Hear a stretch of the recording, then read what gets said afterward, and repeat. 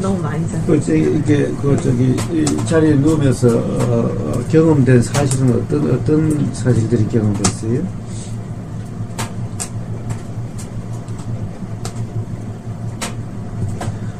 여전히 배에 집중하고 이름을 붙이고 있었어요? 붙일 때도 있고, 그러니까 생각을 할 때는 그 생각을 의도적으로 없애려는 게 이렇게 그냥 작용을 하는 것 같아요. 배에 이제 라벨링은 안 붙이는데 생각할 때는 그냥 생각했다 이런 명칭이 들어가고 이제 약간 생각을 했구나 또 넘어가고 그 생각의 내용이 신경이 쓸 때도 있고 안 쓸 때도 있고 근데 그 안 쓰이는 빈도는 조금 많아진 것 같아서 쓰일 때는 어떻게 쓰여요? 쓸 때는 이제 내용을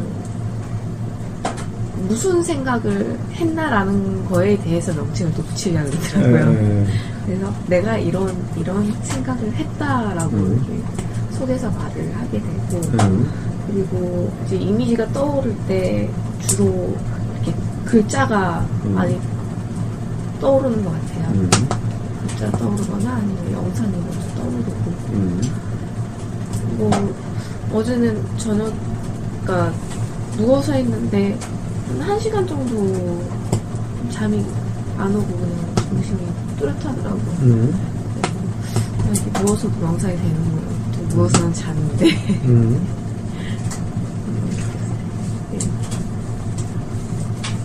그리고 와서 이제 좀 변화가 생긴 거는 그러니까 글을 쓰는 거를 좋아하는데 그전에는 글을 써야지 하고 되게 의무감으로 썼었는데 와서 그냥 마음 내킬 때마다 쓰니까 더 양이 많아지는 거 느껴지고 운동도 조금 시작했어요. 지금 방에서 스트레칭도 조금 좋아요.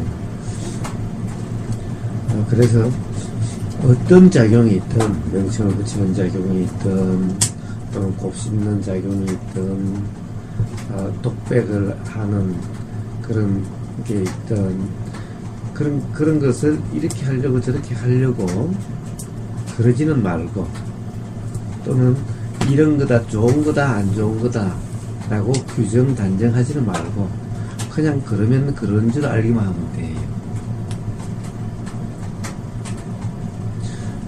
그래서 어떤 생각에 대해서 라벨을 붙이는 그 함이 있다 하더라도 그 함이 이미 알아진 함은 상관이 없어요. 이미 되어진 라벨링은 상관이 없어요. 그게 신경 쓸 필요가 없어요. 새롭게 하지만 않으면 돼요. 이미 되어진 것은 항상 알아지는 거죠. 알아지는 것은 뭐가 알아져도 상관이 없어요. 단지 새롭게 뭔가를 하지만 않으면 돼요. 그래서 새롭게 뭔가 하지는 말고 그냥 일어나는 것이 그냥 항상 알아지기만 하면 돼요. 뭐가 알아지는 내용은 중요하지 않아요. 알아진 내용에 대해서는 의미도 붙이지 말고 규정, 단정, 평가, 판단을 하지 마요. 해석도 하지 마요. 규정, 평가, 판단, 해석이 알아지면은 그것에 대한 그것은 이미 일어난 거니까 그것에 대한 새로운 규정, 단정, 평가, 판단을 안 하면 돼요. 항상 그러면 되는 거예요. 자, 그것은 또 되는 경험, 안 되는 경험을 통해서 점점 그렇게 되어가고요. 항상 무슨 일이든 걱정할 필요가 없어요. 조급할 필요도 없고 걱정할 필요가 없어요. 왜 그런 이 글 쓴다는 것은 어떤 경험을 이렇게 쓰는 거예요? 아니면 뭔가 창작을 하는 거예요? 그냥 생각이 나는데 일기처럼? 예, 일기처럼 글을 막 생각해서 어떻게 표현할까 막 그래요? 아니 그전에는 많이 생각을 했는데 여기 와서는 그냥 느끼는 대로 그냥 쓰이는 거예요. 예. 그래요. 성경을 쓴 사람들이 한결같이 이야기하는 게 내가 쓴 게 아니다. 쓰여졌다. 라고 이야기를 해요. 부서는 하나도 없어요. 음? 부서는 하나도 없어요. 자, 두서는 필요가 없어요. 두서는 쓰다 보면은 스스로 잡혀가요. 어디 컴퓨터로 써요? 손으로 써요. 손으로 써요? 손으로 쓰는 게 더 좋다고. 손으로 썼어요. 뭐, 뭘로 쓰는 게 더 좋다, 안 좋다라고 뭐 할 건 없어요. 그러나,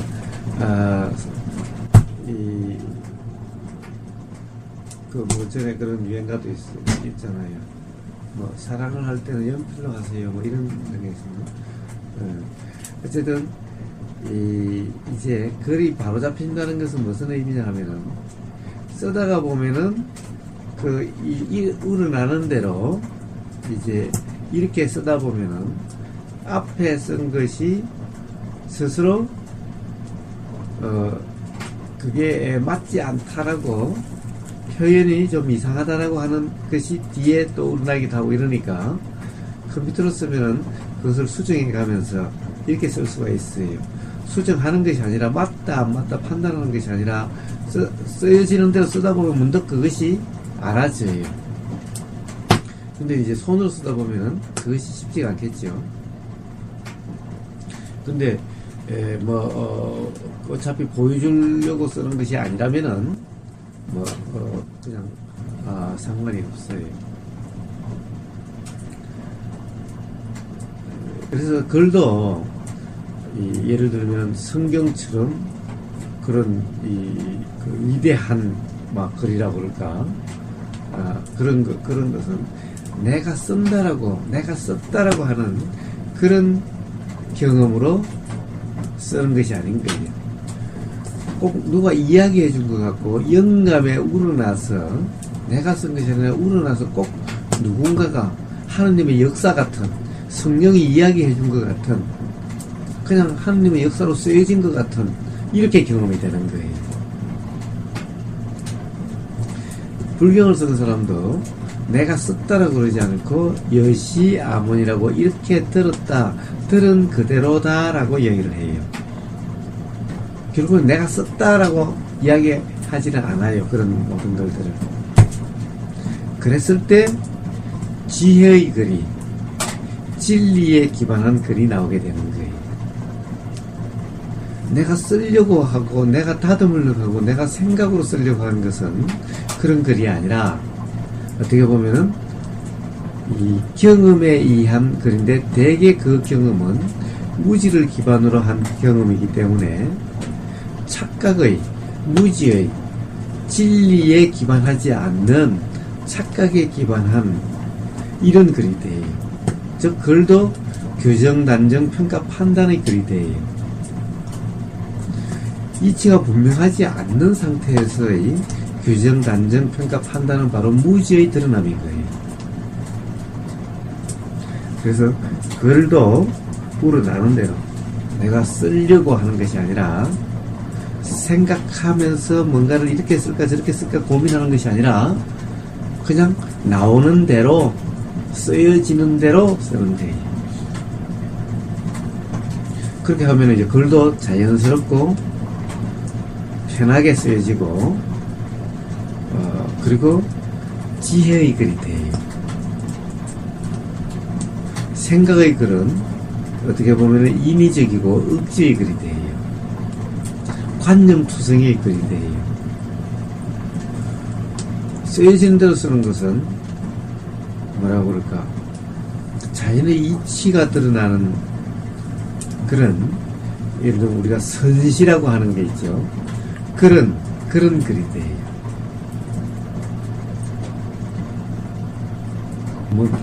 그래서 글 또한 내가 쓰는 것이 아니라 드러나는 거다. 되어지는 거다. 비가 드러나는 것이지, 그렇게 일어나는 거고 되어지는 거지 쓰는 것이 아니다라는 거예요. 쓰여지는 것이다라는 거예요. 그런 경험이 한 번만 그런 경험이 되면은, 한 번, 두 번 경험이 되다 보면은, 글 쓰는 일도 어려운 일이 아니고, 그렇게 돼요. 그래서 생활 모든 것이 다 돌아 일어날 수 있는 상태가 되어가요. 밥 먹는 것도, 일하는 것도, 모든 것이 다. 자, 그렇게 되는 삶의 첫걸음은 바로 내가 뭔가를 해결하려고 해서 좀 불편함이 경험될 때마다, 또는 어떤 말로서, 어떤 행동으로서 불편함이 경험될 때마다, 생각으로서 불편함이 경험될 때마다, 뭔가 어떠한 감정으로 불편함이 경험될 때마다 깨어있음 점검, 도의 점검이면 돼요. 점검. 그때 뭐 어떻게 해결하려고 할 필요가 없이 점검이면은 그냥 그대로 해결됨이 알아져요. 그래서 도로서 해결돼야지, 내가 해결하려고 함으로써 해결되면은 해결된 것이 아니라 그것이 점점 더 심해진다든가, 점점 더 빈도가 잦아진다든가, 점점 더 강해진다든가 그렇게 돼요.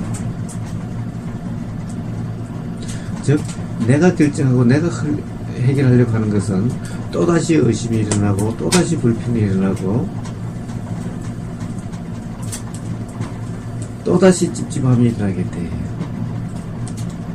그러나 도로서 해결되는 것은 그런 후유증이 없어요.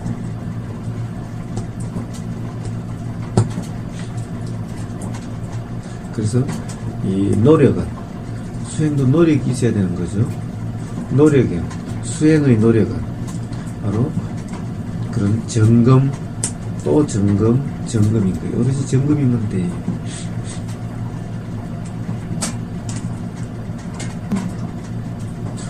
지켜보는 것이 아니라 그냥 알아지는 그대로. 그 카페에 깨어있음 점검을 검색해서 한번 더 들어보세요.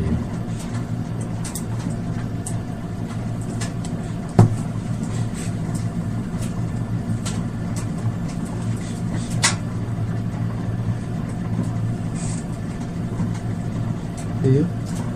그냥 메모해놨습니다.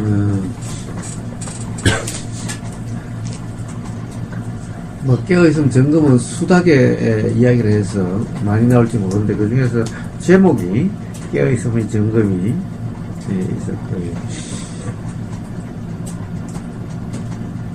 그리고 또 기회가 있으면은 아마 수행을 거듭 말한다라고 하는 것도 있을 거예요. 이제 뭐 하도 점검이라는 얘기는 이제 그래서 기에 그냥 못이 박힐 정도가 됐죠. 예, 그냥 하다가 보면 점검. 우리의 그런 습관이라 하는 것들이, 습관이라 이름하는 것들이 다 그렇게 되어진 거예요. 그래서 이 들음이 다음에 일어나는 원인이 되는 거예요. 타고난 성품이 있는 것이 아니라 결국에는 많이 경험돼서 그렇게 된 거예요. 그러면 안 좋은 환경이라니까, 안 좋은 말들이 들리는 환경에 계속 있으면 생각이 그냥 부정적으로 되는 그렇게 자연스러운. 그렇게 될 수가 있어요. 안 좋은 소리가 들린다라고 해서 그런 게 아니라 안 좋은 경험이 되는 거죠. 그런 소리가 들리다 보니까, 또는 그로 인해서 또 예를 들면 불편하다는 상태가 되는 그런 경험을 했기 때문에 그런 유사한 소리가 들리면은 부정적이 되는 거죠. 그런 소리가 들려도 불편함이 경험되지 않았다면은 그런 소리가 들려도 부정적이 되지는 않죠. 그렇긴 한데, 그러니까 그게 부정적인지도 아닌지도 모르는 거야. 그러니까 생각이 부정적이 되면서 환경 자체가 안 좋으면 이게 같이 이렇게 집단이 다 그렇게 흘러가잖아요. 그런 상황에서 그냥 그 상황을 그대로 받아들여야 되는지, 아니면은 이건 좀 이상하다 그러면서 거기를 얼른 뛰쳐나와야 되는지.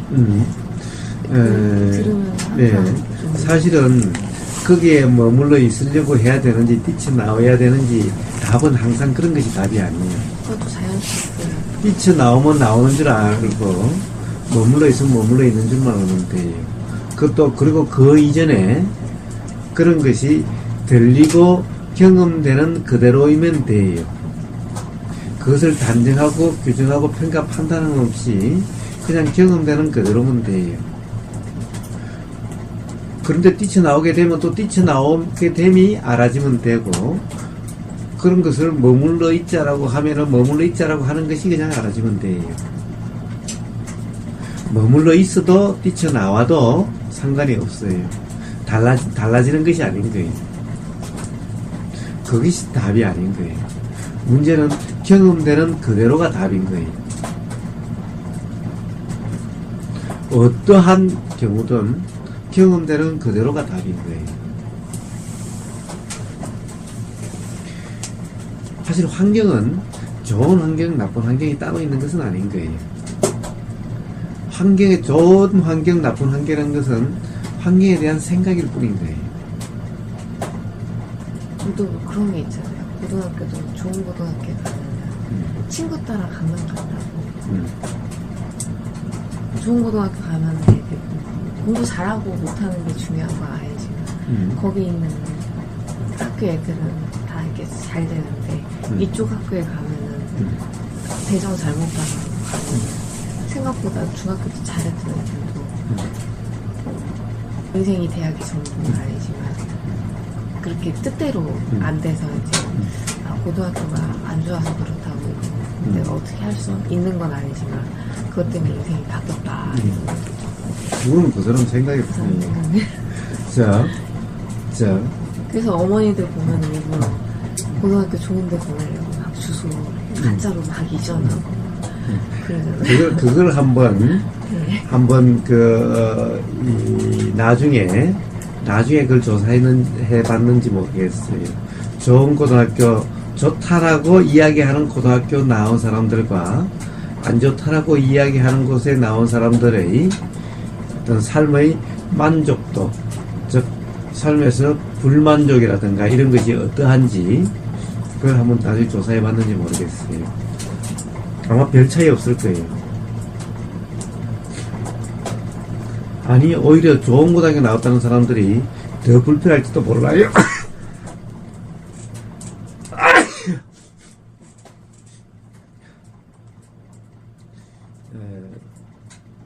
고등학교 때 방송반을 했었거든요. 근데 막 그전에는 되게 순진하고 부모님 하는 말 듣고 그랬는데 이제 그 방송반이라는 데 빠지면서 소위 부모님들이 말하는 불량 학생이 되거든요. 중학교 때부터 술 마시고 소주방, 노래방 다니고. 누가? 제가. 술 못 마시다니. 못 마시는 게 아니고 끄는 거죠. 끄는 거죠. 고등학교 때부터 이미 마셨으니까. 다니고. 뭐 제가 했던 고등학교 때 제일 나쁜 일 중에 하나가, 그러니까 방송반 하니까 뭐 옷도 사 입어야 되고 테이프 사야 되고 뭐 회비도 내야 되고 용돈이 너무 부족한 거예요. 그거를 다 하긴 했죠. 방송제 한다 그러면 행사니까 이것저것 사야 될 것도 많고 용돈 부족하고, 그래서 학원비를 네. 그러니까 영어하고 수학을 둘 다 해야 되는데 수학만 하고 영어를 그냥 슬쩍 했어요. 근데 나중에 이제 그게 들통이 났죠. 어머니께서 하는 말이 손치야. 네. 방송반 사람 배려놨다고. 어휴, 내가 버렸어. 방송반 사람 배려놨다고.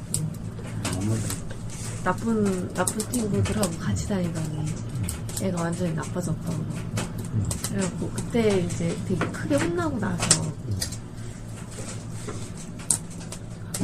한 고2 중반부터 조금 방송반하고 거리를 두게 된 것 같아요. 그러니까 아 정말 내가 나쁜 친구들하고 같이 있어서 이렇게 나쁜 짓 하는 걸 아무렇지도 않게 생각하고 술도만 마시고 그때 이유 없이는 가면 안 되는데 그 학생들이 군대도 막 다니고 거짓말하고 그러니까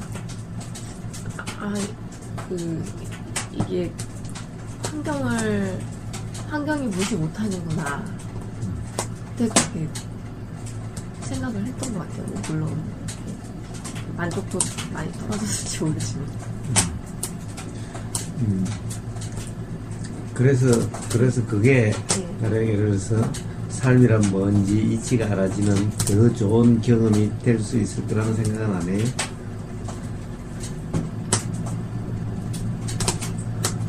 후회를 되게 많이 했었어요. 후회를 한 게 좋은 경험이었나?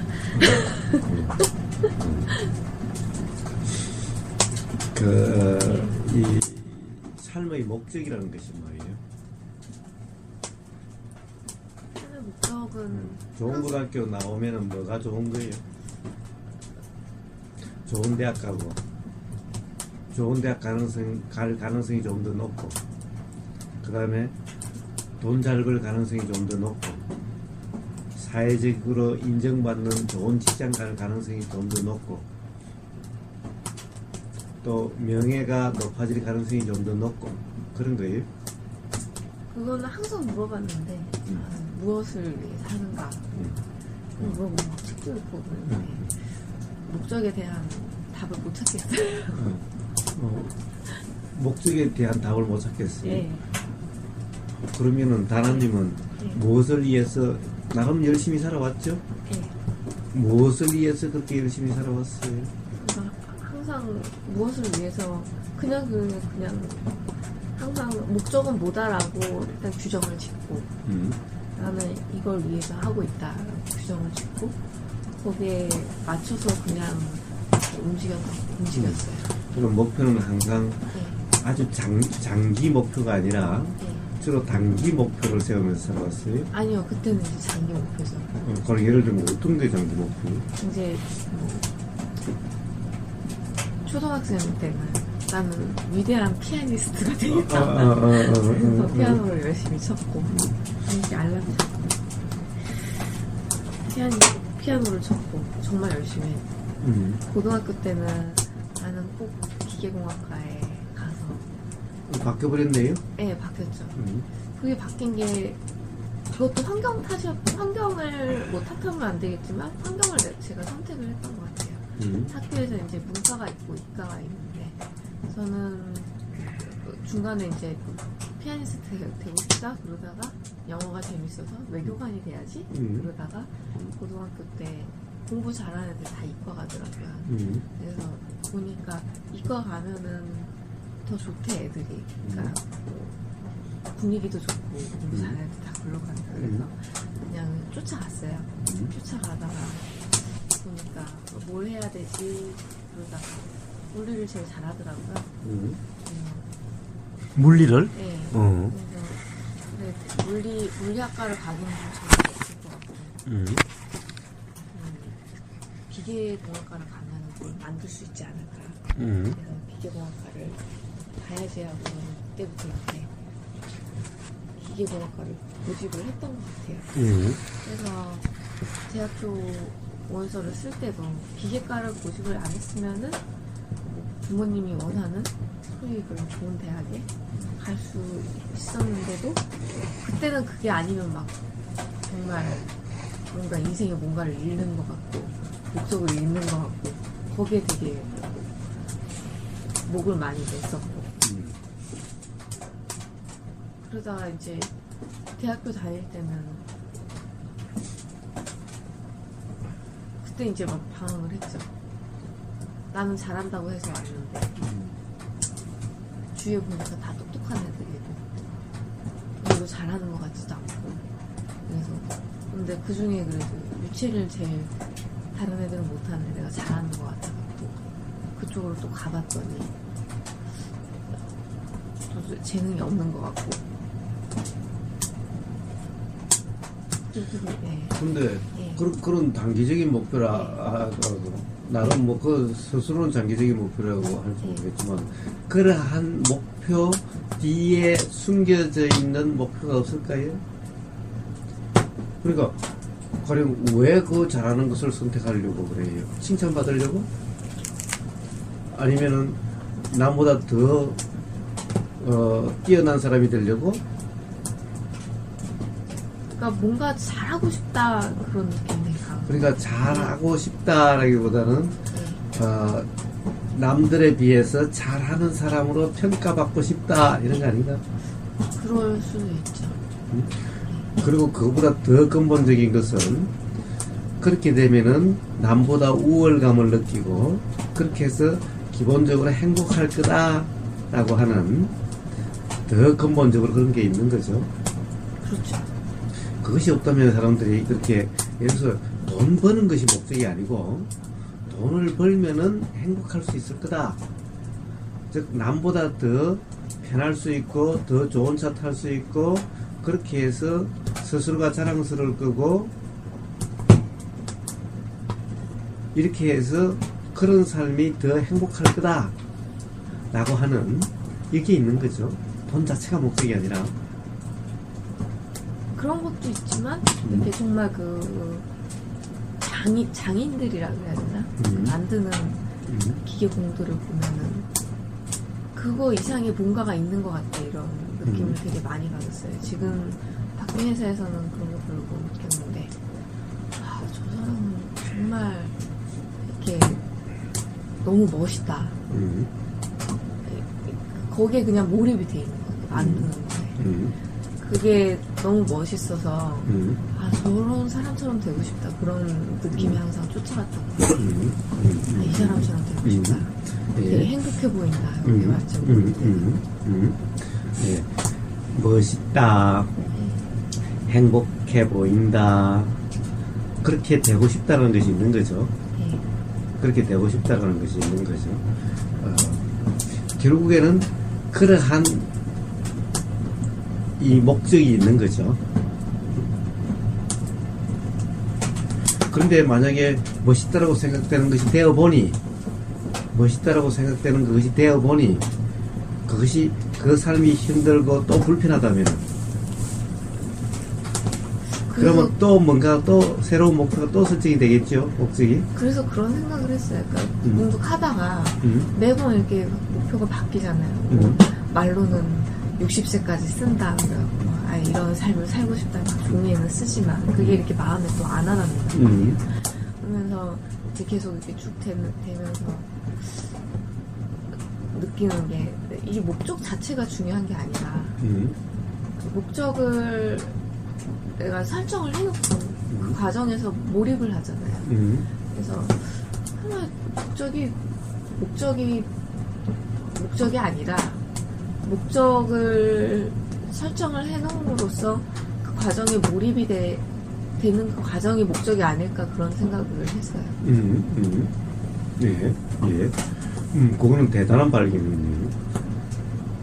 사실은 목적이 중요한 것이 아니라 과정, 매 순간순간 그때의 그 어떤 이 몰입이라고 표현할 수 있는 그때 느껴지는 그런 기쁨, 그때 느껴지는 예를 들면은 그 어떤 이 불만족이 없는 상태, 다른데 신경이 쓰여지지 않는 그런 상태, 그때 경험되는 순수한 열정의 그런 기쁨, 그게 오히려 더 결과가 달성되는 것보다 그런 과정들이 더 어떻게 보면은 좋았다. 돌이켜보면은 그것이 오히려 행복이지 않을까. 이런 생각이 들 때도 있죠. 그럴 때가 딱 2번 있었어. 인생에서. 그러니까 완전히 그냥 몰입한 상태. 근데 그 상태가 매번 지속은 안 되더라고요. 그때가 제일 좋았다. 그러니까 그래서 그때에 대한 막연한 환상이랄까? 뭐 이런 거는 좀 있는 것 같아요. 물론 그것도 생각이 그렇죠. 사실은 그때를 한번 되새겨 봐요. 그때가 어쨌든 것 같아요. 어쨌을 때 그렇게 와 그때가 참 좋았다 라고 하는 그 경험이 되는 그때의 마음 상태가 어땠었는지 한번 되새겨봐요. 굉장히 힘들고 난 뒤에 그거를 막 이겨내려고 할 때, 이겨내려고 할 때 막 정말 그전에는 내가 생각했던 절망에 빠졌다. 거기서 막 벗어나려고 막 안간힘 쓰는 그런 때, 그럴 때가 좋았던 것 같아요. 그럴 때 이제 그때 자, 그것 또한 해석이고 그랬을 때 네.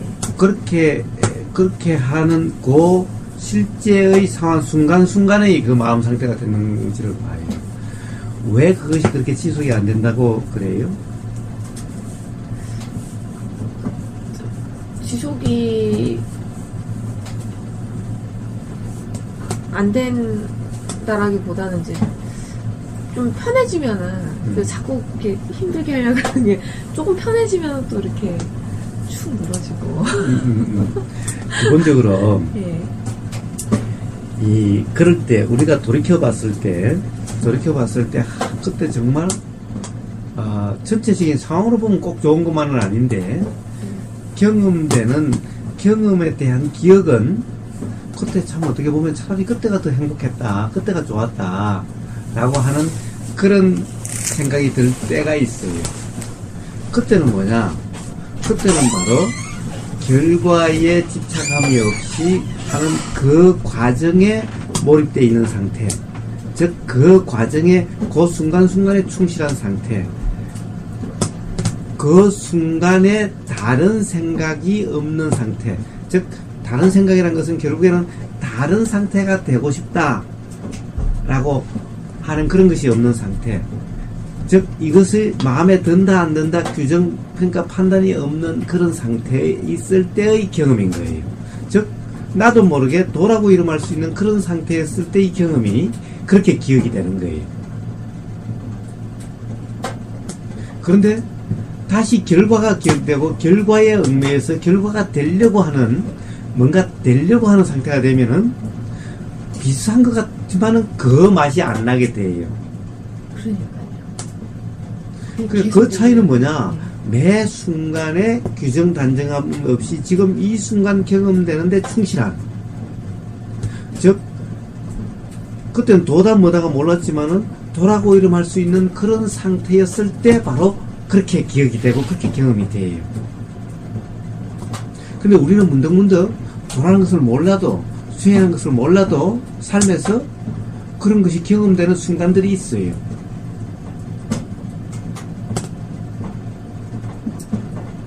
예를 들면은 이것이 도대체 내 생각을 초월하는, 내가 어떻게 할 수 있는 것을 초월하는, 압도당하는, 그러니까 예를 들면 나야가라 폭포 같은 이런 막 어마어마한 폭포 또는 그런 자연 신비 속에 막 신비하다고 할 수 있는 그런 자연에 직면했을 때, 그럴 때 하고 딴 생각이 전혀 뭐 평가 판단하고 할 수 있는 것이 아니라 온전히 거기서 그냥 온몸을 둘러씌우듯이 온몸으로 그냥 온전히 경험되는 것 같은 이런 순간에는 평가 판단하는 것이 아니라 규정 단정하는 것이 아니라 온전히 그냥 경험될 뿐인, 온몸으로 경험될 뿐인 이런 상태, 이 상태가 바로 도라고 이름하는 그런 상태고, 그럴 때 그 경험이 다시 새록새록 나는데 그런 경험의 삶이면 좋겠다라고 하는 이런 게 나오는 거예요. 그때는 목표도 잊어버리고 목적도 잊어버리고 삶의 모든 것이 다 잊어버리고 지금 이 순간 경험되는 그대로 있을 때 문득문득 우리는 삶에서 그런 것을 경험하게 돼요. 그 경험이 돌이켜보면은 정말 삶이란 그랬으면 좋겠다라고 하는 이런 생각이 드는 그런 경험이 되는 거예요.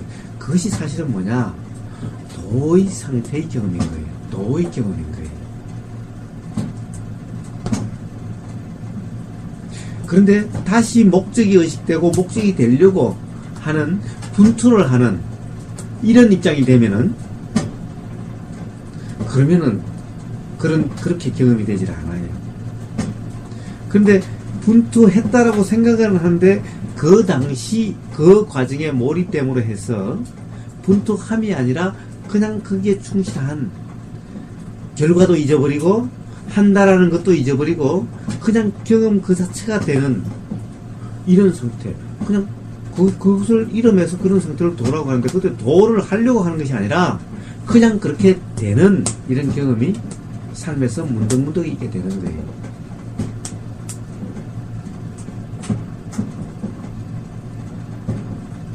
그런데 다시 생각이 작용을 해서 그것을 내가 어떻게 하려고, 다시 결과가 되려고 이렇게 하면 그렇게 경험되질 않아요. 그래서 그것이 유지하려고 하면 안 되는 거예요. 또다시 그런 경험을 맛보려고 하면 안 되는 거예요. 문득 그런 조건이 됐을 때 그렇게 되는 거예요. 도도 마찬가지인 거예요. 자, 아까 삶의 목적을 이해하자고 그랬어요. 삶의 목적은 바로 그러한 상태가 되는 것이 삶의 목적인 거예요.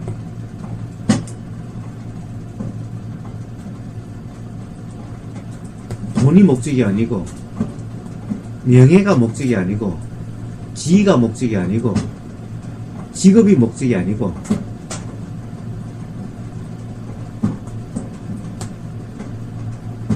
그래서 지위가 높다고 해서, 명예가 많다고 해서, 돈이 많다고 해서 행복한 것이 아니고 만족한 상태가 되는 것이 아닌 거예요.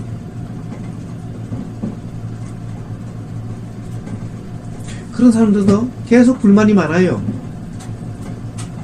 화가 많고 짜증이 많아요. 마음에 안 드는 게 너무너무 많아요.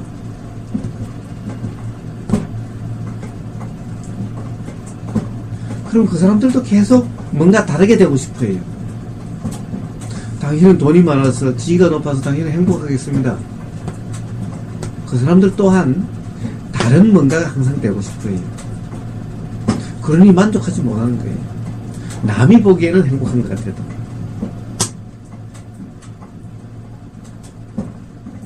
그렇기 때문에 만족되지 않는 것을 목적이 달성됐다라고 할 수 있나요?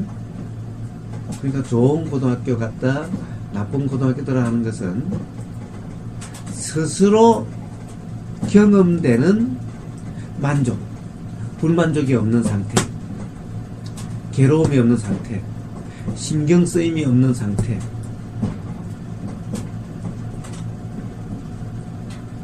가 되는 것은 모르고, 보이기에 돈이 많아지고 좋은 직장 갖게 되고 좋은 대학 가게 되고 그럴 가능성이 더 높더라, 그러면 행복할 거다라고 하는 착각, 무지 때문에 좋은 고등학교다 아니다라고 하는 것일 뿐인 거예요. 안 좋은 고등학교 나왔다는 사람들의 삶이 비록 사회적인 지위가 높아지지는 않고 또 돈을 가질 가능성은 더 높지 않고, 그렇다 하더라도 가령 삶의 만족도에 있어 가지고 그 사람들보다 못하느냐, 결코 그렇다라고 볼 수 없어요. 그리고 나중에 살다 보면은 삶이란 무엇인가에 대한 이해도가 더 낮냐, 결코 그렇다고 볼 수가 없어요.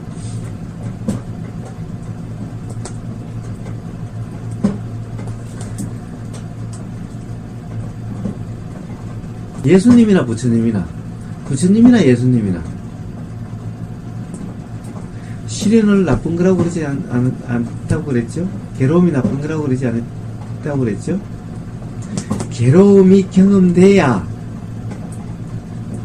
괴로움이 경험되지 않는 삶이 될 수 있게 되는 그런 출발점, 계기가 돼요.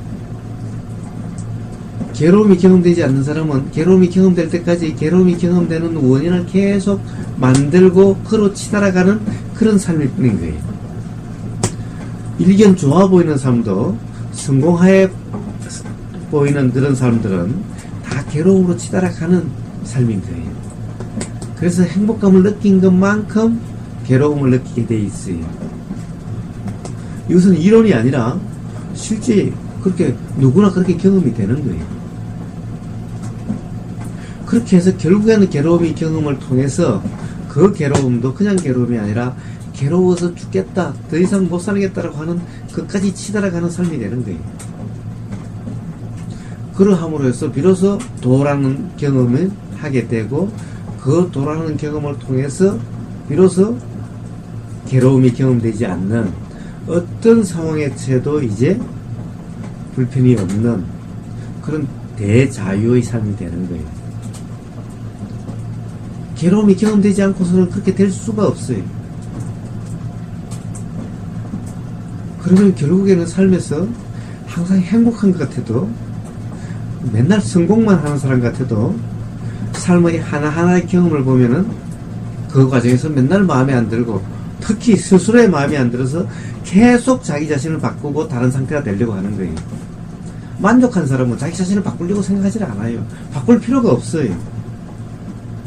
그러니 뭔가 다르게 되려고 하지 않아요. 항상 매 순간 지금 이 순간 경험되는 것에 충실한, 지금 이 순간 경험되는 것을 만끽하는 삶이지. 만족 못하는 사람이 항상 다르게 되려고 하는 거예요.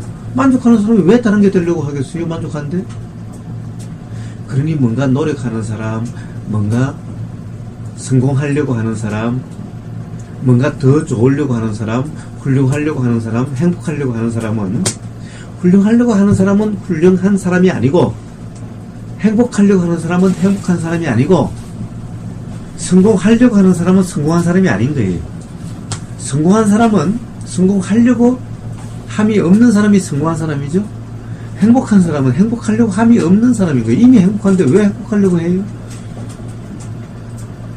훌륭한 사람은 훌륭하려고 함이 없는 사람인 거예요.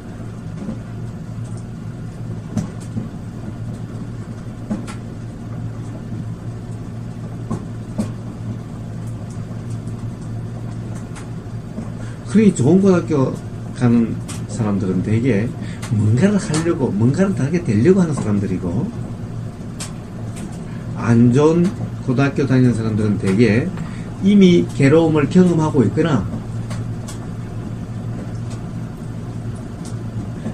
괴로움의 경험될 가능성이 더 많은 사람들이죠. 자, 아까 괴로움의 경험을 통해서만이 그렇게 될 수 있다고 한다면은, 괴로움의 경험이 빨리 되는 게 좋아요? 나중에 되는 게 좋아요? 빨리 되는 게 좋죠. 꼭 빨리 되는 게 좋다라고 규정할 수는 없어도, 최소한 빨리 되는 것이 나쁜 것은 아니죠. 지금 막 행복감에 겨워 있는 사람과 지금 괴로움에 경험되고 있는 사람 둘 중에 어느 것이 더 낫다라고 이야기할 수 있나요? 어떻게 보면 빨리 자유로워진다는 점에서는 지금 괴로움이 경험되는 사람이 더 나쁘다라고 이야기할 수 없죠. 어쩌면 더 좋다라고도 이야기할 수 있죠. 그렇다고 한다면 좋은 고등학교, 안 좋은 고등학교가 무슨 의미가 있죠? 삶의 이치는 괴로움의 경험을 통해서 삶의 이치가 알아져요. 물론 괴롭지 않는 경험을 통해서도 삶의 이치가 알아져요. 그런데 괴롭지 않는 경험을 하는 사람들은 삶의 이치가 알아질 가능성이 거의 없어요. 괴로움을 경험해봐야 괴로움이 경험되지 않을 그때가 어떤 것인지 그때 돼야 비로소 그 이치가 알아져요. 괴로움이 경험돼 봐야 괴로움이 경험되는 이치도 알아지지만은 괴로움이 경험되지 않았던 그 경험의 이치도 알아져요. 그런데 괴로움이 경험되고 있는 사람은, 행복감이 경험되고 있는 사람은 행복감이 경험되는 그 이치를 알아질 가능성이 거의 없어요. 왜? 거기에 대해서 아예 관심이 없으니까. 뭔가 그것을 만끽하고 그것을 추구하고 이러느라고 정신이 없으니까. 이치가 알아지는으로써 자유로워지는 거지, 조업이 경험됨으로써 자유로워지는 것이 아닌 거예요. 이치가 알아짐으로써 만족이 되는 거지, 뭔가를 갖다가 막 추구하고 그것을 느끼려고 함에 결코 만족이 추구되지 않아요. 그래서 돈 많은 사람이 음식에 대한 만족도는 더 낮아요. 맛있는 걸 찾아다니면서 먹는 사람일수록 그 만족도는 더 낮아요. 생각의 그냥 다른 사람과 비교해서 우월감에 빠진 그런 상태일 뿐인 거예요. 어떻게 보면은 마약에 빠져 있는 것과 같은 상태일 뿐인 거예요. 그것이 좋은 건지 안 좋은 건지 진정한 행복이 뭔지도 모르는 상태일 뿐인 거예요. 그런 것을 진정한 행복이라고 착각하고 있는 상태일 뿐인 거예요. 근데 그런 착각은 살다 보면 깨지게 돼 있어요. 점점 맛없게 돼 가요. 점점 맛없는 거 투성이 돼 가요. 그런 사람들이 나중에 삶이 넓고 그러면 더 권태롭고 더 못 참는 이런 삶이 돼 가요. 고생한 사람은 나중에 삶에 달관하는 초연한 이런 사람이 돼 가요. 물론 경험을 경험 그대로 한 사람이에요. 근데 그것도 막 싫다고 그 경험을 괴로운 경험을 막 벗어나려고 어떻게든 뭔가 다른 상태가 되려고 하면은 그 똑같이 그러지 않게 돼요. 결국에는 도라는 상태가 돼야 되는데 괴로움이 경험되는 사람이 도라는 상태가 될 가능성이 훨씬 높은 거예요. 하지만 너무나 막 괴로운데 지혜가 없어서 이런 게 들어와서 이런 걸 하려고도 할 수 없는 그런 상황이 될 가능성이 높진 않을까요? 그러니까 뭐 물론 그것도 규정이고 아니 그럴 수 있어요. 예. 그래서 더 도의 상태가 될 가능성이 높다는 거예요. 왜? 굳이 공부를 안 해도 굳이 공부를 안 해서 그럴 가능성은 그렇게 높진 않은데 문제는 도라는 얘기를 들었을 때 그런 사람은 이해가 빠르고 아 이러면 되겠구나라는 그것이 빨리 이해가 돼요. 아주 괴로움이 경험되는 사람은 도라는 이야기를 들으면은 어떤 것이다라는 이야기를 들으면 이해가 빠르고 그리고 그것을 그렇게 살아봐야 되겠다라고 하는 마음이 일어나게 돼요. 근데 지금 행복한 사람들은 뭔가 행복을 계속 추구한 사람들한테 이야기를 하면은 뭔 미친 소리 하는 거야. 뭐 귀신씨 나락 까먹는 소리 하는 거지? 이야기를 해도 이해가 안 돼요. 그러면은 뭐지? 주위에서 이제 막 힘들다 해도 이런 얘기를 듣고 왜냐면 미친 소리 하는 거야. 그런 사람들은 아직은 행복한 거네요. 그래요. 아직도 더 괴로움이 경험돼야 되는 사람인 거예요. 아직도 덜 괴로워서 그런 거예요. 그래서 예수님이 뭐라고 그러셨어요? 부자가 천국에 가기는 낙타가 바늘구멍 통과하기보다 더 어렵다라고 얘기한 거예요. 가난한 사람이 천국에 가기는 이런 이야기를 하지 않아요. 오히려 마음이 가난한 자가 천국은 마음이 가난한 그런 사람들의 것이다라고 이야기를 하죠. 부자들은 마음이 가난하지 않아요. 아직도 뭔가 될 것이 너무나 많아. 마음에 해야 될 게 너무나 많아. 마음이 가난하다는 것은 뭔가 해야 될 것이 없는 사람인 거예요. 뭔가 다르게 돼야 되겠다는 것이 없는 사람인 거예요. 뭔가 불평이 없는 사람이라는 것인 거예요. 그러면은 이렇게 회사에 이렇게 보면은 항상 불평하는 사람도 많잖아요. 예. 물론 저도 불평은 하지만 아직 더 힘들어서 예. 그래도 불평이 없고 무조건 순종적이고 뭔가 그렇게 해서 잘 보여가지고 뭔가 되려고 하는 사람보다는 도의 경험이 될 가능성이 훨씬 높은 거예요. 그래서 괴로움의 경험이 성수는 진리라고 얘기하고 시련이 괴로움이 경험되는 시련이 하나님의 은총이라고 이야기하는 거예요. 그래서 부자가 천국에 가기는 낙타가 바늘구멍 통과하기보다 더 어렵다라고 이야기하는 거예요. 부자여도 마음이 가난하다면은 부자여도 뭔가 되려고 함이 없이 도의 상태라면은 그러면 마음이 가난한 거예요. 마음이 가난하다, 마음이 부자다라고 하는 예수님의 말씀은 뭔가 되려고 함이 이래야 된다, 저래야 된다라고 함이 없는 뭔가 추구하려고 함이 없는 마음에 고함이 없는, 마음에 부족함이 없는, 그래서 뭔가를 구하려고, 얻으려고, 저렇게 되려고, 이렇게 되려고 함이 없는 그런 것이 마음이 가난한 거예요. 뭔가 해야 될 것이 많아가지고 마음이 복잡한, 많다라고 하는 것이 부자다라고 표현한 것일 뿐인 거예요. 근데 거꾸로 표현이 아니라 진정한 부자와 진정한 가난한 자는 뭐죠? 진정한 부자는 뭐죠? 마음이 부자가 아니라 진정한 부자는 필요한 것이 없는 사람, 더 이상 필요한 것이 없는 사람, 그러니까 별로 구할 것이 없는 사람, 이미 만족한 사람이 부자예요. 그렇죠?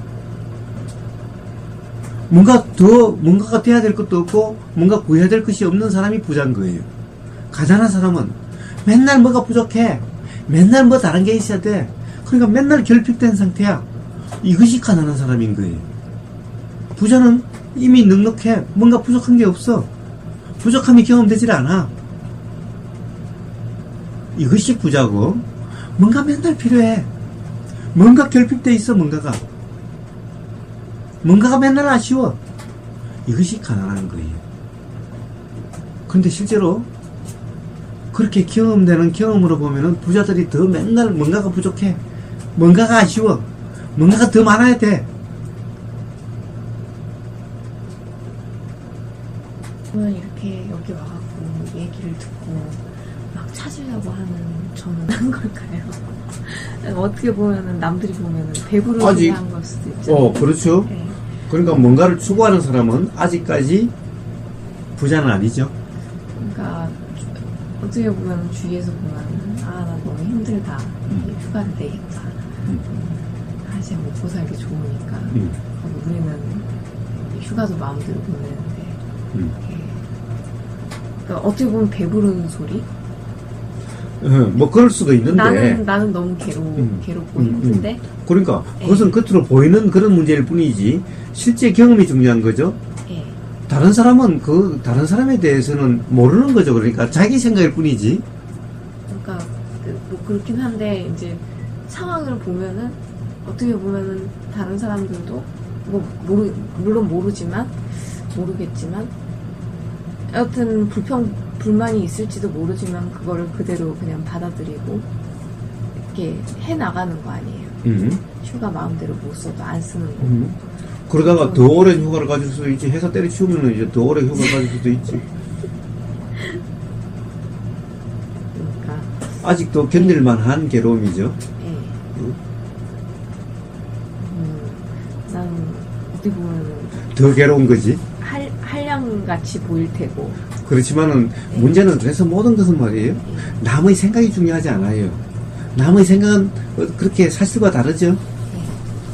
스스로 경험되는 문제지 남의 생각이 중요하지 않아요. 그러니까 남의 생각은 신경 쓸 필요가 없는 거예요. 그러니까 남은 서로를 몰라요. 자기 생각일 뿐인 거야. 나를 아는 것 같아도 나에 대한 자기 생각이지 나를 아는 것이 아닌 거예요. 그러니까 스스로 경험되는 거와 남이 보고 이야기하는 것은 다르죠. 그러니 남의 말에 신경 쓸 필요가 없는 거예요. 자, 어쨌든 경험으로 본다고 하면은, 자, 말이라는 것에 신경 쓸 필요가 없는 거예요. 그러니까. 자, 경험되는 경험으로 항상 스스로 이해를 하면 돼요. 자, 경험됐을 때 아직까지 불평이 많다 라고 한다는 것은 아직까지 진정 가난한 것이 아니라 아직까지도 마음이 부자, 마음이 복잡한 거고 그런 거죠. 즉 만족이 없는 상태죠. 뭔가가 되려고 추구하는 그런 상태죠. 그런 것은 바로 마음이 가난한 것이 아니라 예수님이 말씀하신 마음이 가난한 자가 아니라 마음이 부자인 자인 거예요. 예수님이 말씀하신 그와 그 다음에 진정한 부자라고 내가 이야기하는 것은 부자라는 의미가 정반대의 의미인 거예요. 뭔가가 많다라는 것이 부자고 예수님이 말씀하신 것은 뭔가가 많지 않은 것이 부자인 거예요. 즉, 이 부자, 예수님이 말씀하신 마음이 가난한 자, 그때의 가난이라고 하는 것은 뭔가 추구하려고 하는 그런 것이 없는, 어떻게 되려고 함이 없는, 불만이 없는, 불평이 없는, 그래서 없다라고 하는 측면에서 가난하다라고 표현한 거예요. 그래서 마음이 가난한 자, 천국은 바로 그들의 것이다. 그 마음이 가난한 상태가 바로 도의 상태인 거예요. 왜? 뭔가 되려고 함이 없죠? 이래야 된다, 저래야 된다가 없는 거예요. 이래야 된다, 저래야 된다가 있으면은 마음이 부자가 될 수밖에 없는 거예요. 해야 될 게 너무 많은 거야. 그런데 해야 될 게 없는 거예요. 바꿔야 될 게 없는 거야. 그래서 뭔가 추구하는 것이 없어요. 다른 것이 바라는 것이 없어요. 그냥 지금 이 순간에 그냥 만족되어 있는 상태일 뿐이야. 이것이 마음이 가난한 자인 거예요. 그러니 지금 이 순간을 이래야 된다 저래야 된다 하지 않아요. 좋다 싫다가 없어요. 그냥 그대로일 뿐인 거예요. 이래야 마음이 가난한 자인 거예요. 그래서 바로 그렇게 되면은 천국이 경험이 되게 되는 거예요.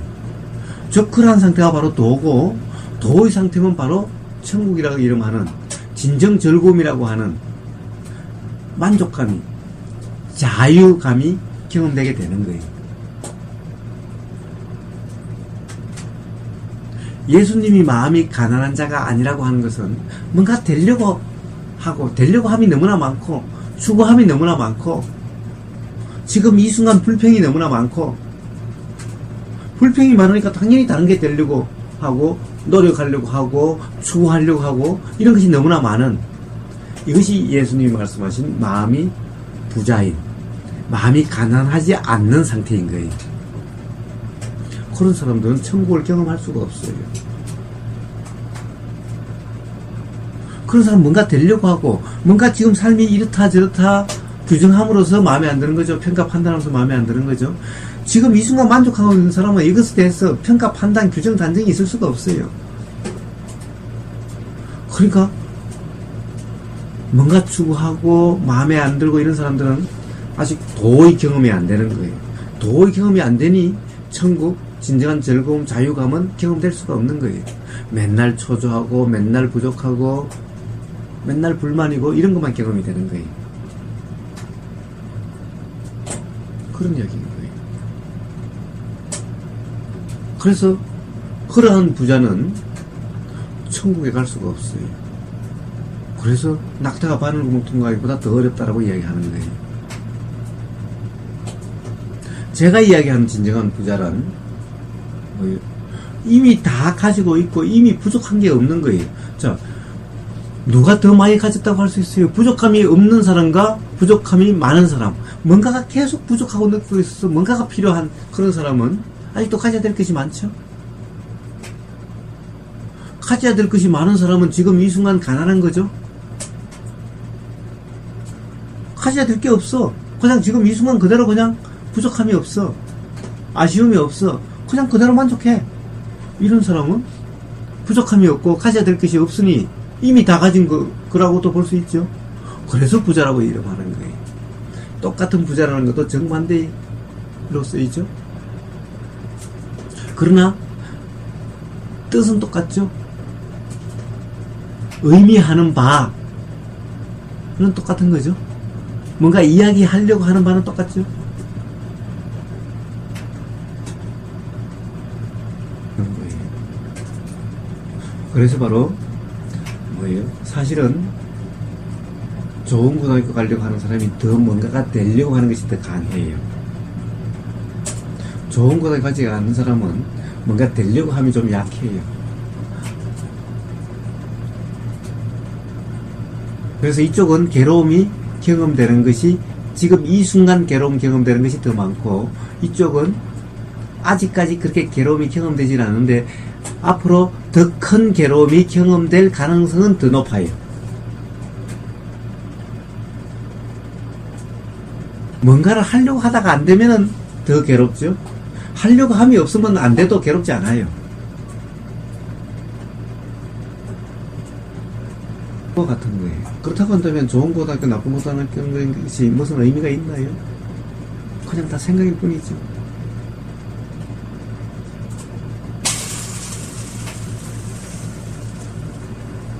기본적으로 삶의 목적은 돈이나 명예나 지위나 좋은 대학이 아닌 거예요. 기본적으로 삶의 목표는 불만이 없는, 괴로움이 없는 대자유한 삶인 거예요. 다 그렇게 되려고 돈 벌려고 하고 그러는 거예요. 그런데 그것은 방향 착각인 거예요. 그렇게 하려고 해도 그런 상태가 안 돼요. 그렇게 되면 돈이 많으면 그런 상태가 될 줄 알았는데, 지위가 높으면 그런 상태가 될 줄 알았는데, 그렇게 해도 그렇게 안 돼요. 오히려 자꾸 더 갈증만 나가. 그래서 그러함을 통해서 정말 괴로움이 경험되고 난 다음에야 비로소 이제 그렇게 될 가능성이 더 높아지게 돼요.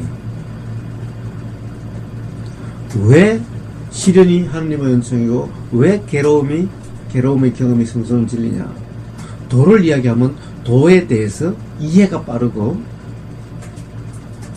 그리고 그것이 정정 대자유의 삶이 되는 그런 방법이다라는 것이 확 와닿아요.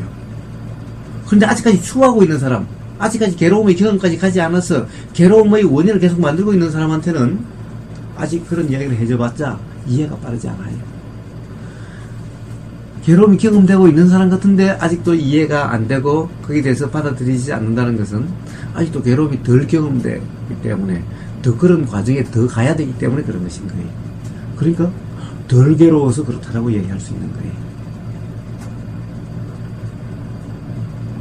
그런데 그런 괴로움의 경험은 사람마다 똑같지가 않아요. 절대적인 괴로움의 양이 아니라 상대적으로 경험되는 것일 뿐인 거예요. 어떤 사람은 누가 봐도 너무너무 괴로운 상태가 돼서 누가 봐도 저 사람은 괴롭다라고 하는 상태가 돼야 괴로움이 경험되는 사람이 있고 인식되는 사람이 있고, 어떤 사람은 여드름 하나 때문에 죽느냐 사느냐 괴로운 사람이 있는 거예요. 괴로움이나 모든 것은 경험되는 문제지 실제 절대적인 어떤 내용 문제가 아닌 거예요. 모든 것은 경험되는 문제인 거예요. 행복이라고 하는 것도 남이 행복하다고 하면 행복해요? 실제로 경험해요. 나는 괴로워 죽겠는데 남들은 나를 행복하다고 배부르다라고 그럴 수도 있죠. 그래서 남들의 얘기가 아니라, 보이는 모습이 아니라 경험되는 그 경험에 있는 거예요. 그래서 다른 사람이 행복하다 하면 행복하는 것이 아니라 실제로 행복함이 경험돼야 행복함인 거예요. 그러니 남들 말에 신경 쓰지 않는 거예요. 경험되는 그 자체, 경험되는 그것만이 믿을 수 있는, 또는 이렇다 저렇다 할 수 있는 유일한 거예요. 남들의 생각이나 경험되는 것에 대한 내 생각이라는 측면은 똑같아요. 그 생각이 아니라 직접 경험되는 그대로를 이야기하는 거예요.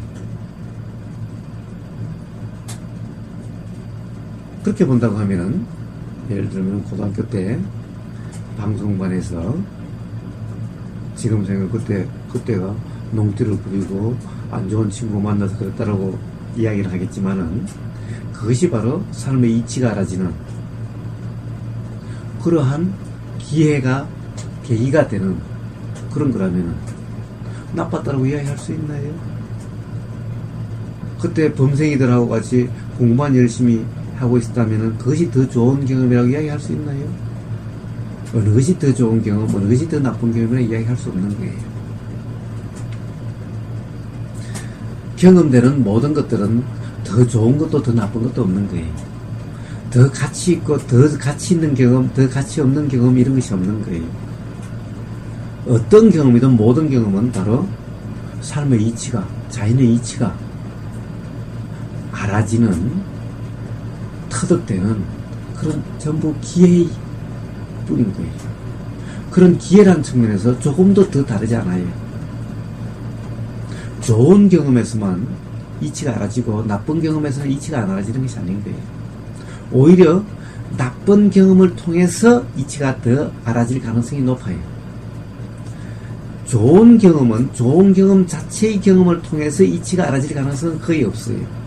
나쁜 경험을 할 때 이치가 알아질 때 좋은 경험에 대한 것도 그때 같이 알아지는 거지. 그러니까 나쁜 경험을 통해서 좋은 경험에 대한 이치도 알아지는 거지. 좋은 경험을 통해서 나쁜 경험의 이치와 좋은 경험의 이치가 터득될 가능성은 거의 없어요. 그래서 오히려 나쁜 경험, 괴로움의 경험을 성스러운 진리라고 이야기하지, 즐거움의 경험을 성스러운 진리라고 이야기하지 않아요. 그래서 시련을 하느님의 은총이라고 그러지, 시련이 아닌 행복감, 행복이 경험되고 있는 그것을 하느님의 은총이라고 이야기하지 않아요. 근데 사람들은 다 반대로 알고 있죠? 지 멋대로 해석해서 그런 거예요. 그렇다고 한다면 돌이켜봤을 때 삶에서 어느 것이 더 좋은 경험이었고 어느 것이 더 나쁜 경험이었고 라고 이야기할 수 있는 것이 하나도 없죠. 그렇기 때문에 지금 이 순간 좋은 경험이다 나쁜 경험이다 분별하면서 경험할 필요가 조금도 없죠. 어떤 것이든 처해진 대로 좋은 경험이라 생각되는 것은 그대로, 나쁜 경험이라 생각되는 것도 그냥 그대로, 그런 삶이 바로 도의 삶이고, 그랬을 때 이치가 터득되는 거예요. 자, 많은 얘기를 했지만은 결국은 수행이라 이름하는, 도라고 이름하는 규정, 단정, 평가, 판단 없이 경험되는 그냥 그대로인 그 도의 삶, 그것을 점검하고 또 점검하기만 하면 되죠. 그런 노력만 있으면 되죠. 그러면 삶은 대자유의 삶이, 마음이 가난한 삶이, 그래서 천국이 경험되는 삶이, 부처님이 말씀하신 가장 즐거움이 경험되는 그런 삶이 되는 거예요. 자, 오늘은 그 깨어있음 점검을 한번 더 들어보세요. 자, 질문. 많이 했습니다. 네, 자,